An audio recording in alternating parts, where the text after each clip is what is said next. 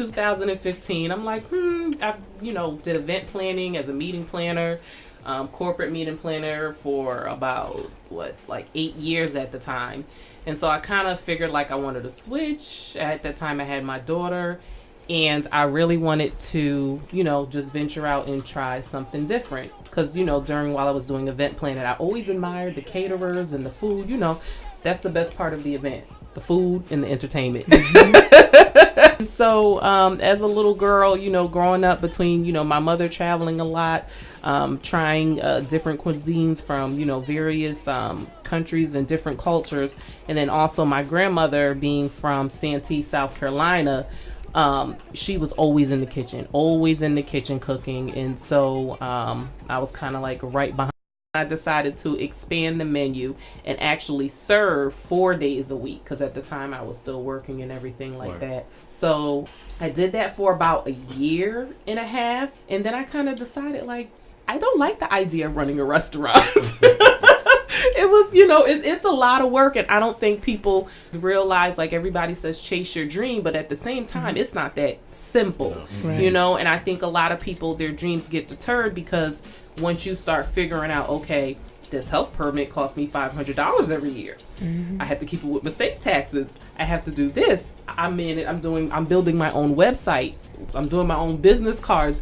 You're like the jack of all trades that you just never thought of. And so from there, I just decided to solely get into catering, because in that way I could control my schedule. I can control if it's too much or too little, or pick it up, or, bring it back down when I feel like it.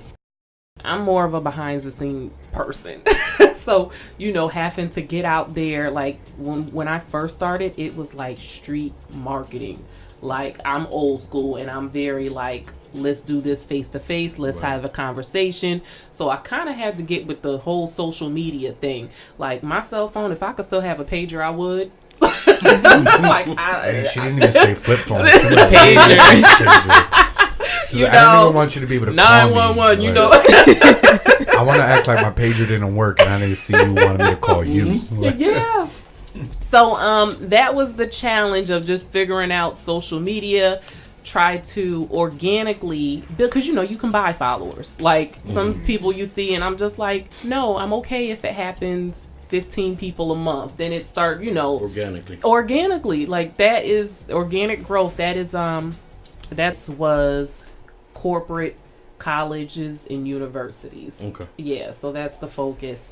So that was a challenge at the time when I was serving 4 days a week. The challenge there was doing everything. I was cooking. I had my person that was the cashier.